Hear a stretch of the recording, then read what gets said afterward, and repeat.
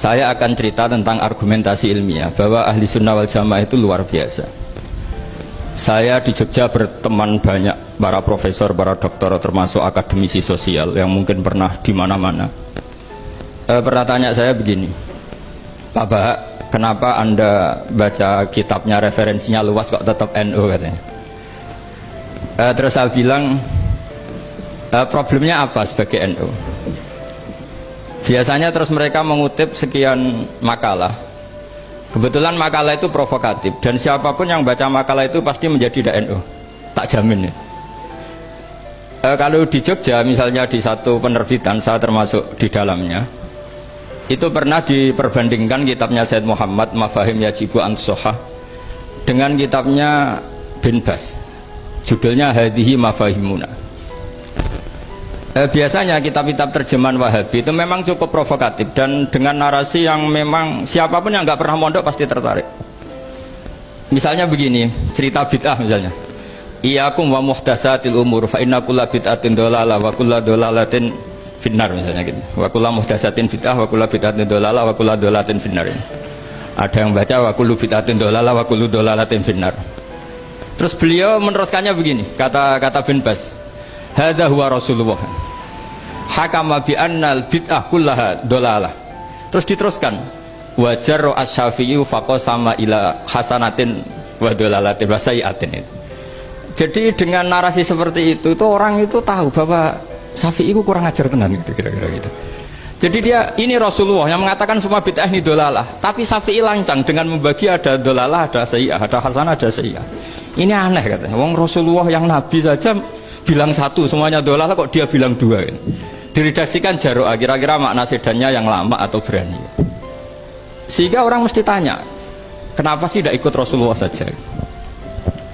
Tapi ini satu ilmu, setidaknya ilmu perdebatan, bukan ilmu hakiki, karena kita tidak tahu yang diridhani Allah yang mana.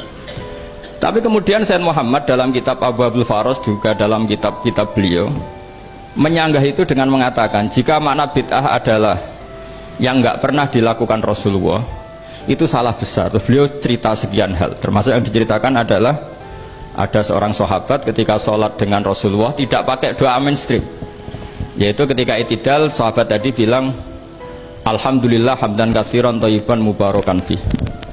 Setelah itu setelah Nabi habis sholat tanya ayyukumul qail, siapa tadi yang melafadzkan itu? Semua sahabat diam karena takut disalahkan. Tapi apa yang dikatakan Nabi? Tidak, saya tidak akan menyalahkan. Saya tadi melihat isna asyara malakan. Saya tadi melihat 12 malaikat. Yabtadirunaha ayyuhum yaktubu awwalu. Semuanya itu bergegas siapa yang nulis awal. Terus kata sahabat tadi, ha anadha ya Rasulullah.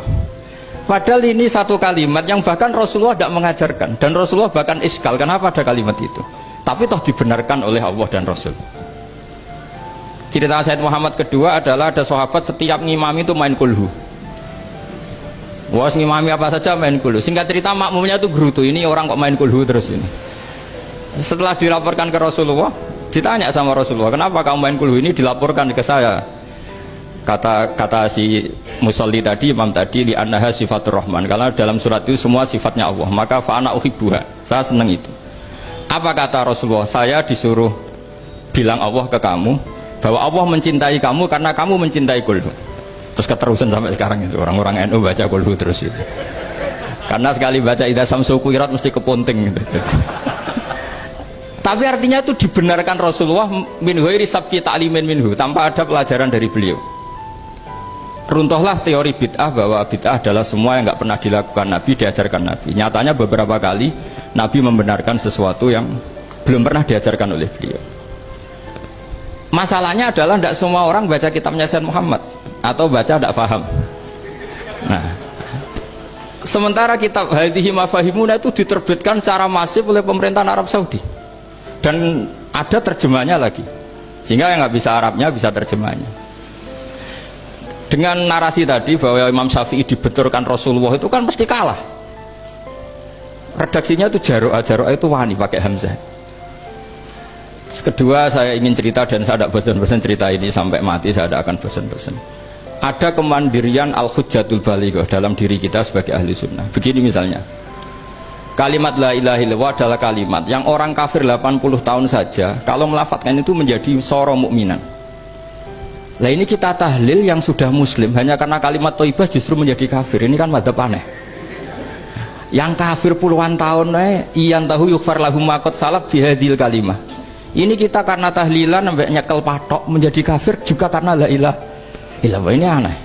Jadi kalimatun sing yakunu bihal kafiru musliman menjadi kalimatun yakunul mukminu biha kafirun. Ini kan kaidah yang aneh. Nah, saya ingin kalau ahli sunnah yang seperti ini sudah mandiri, sudah sehat, ya baguslah seperti itu.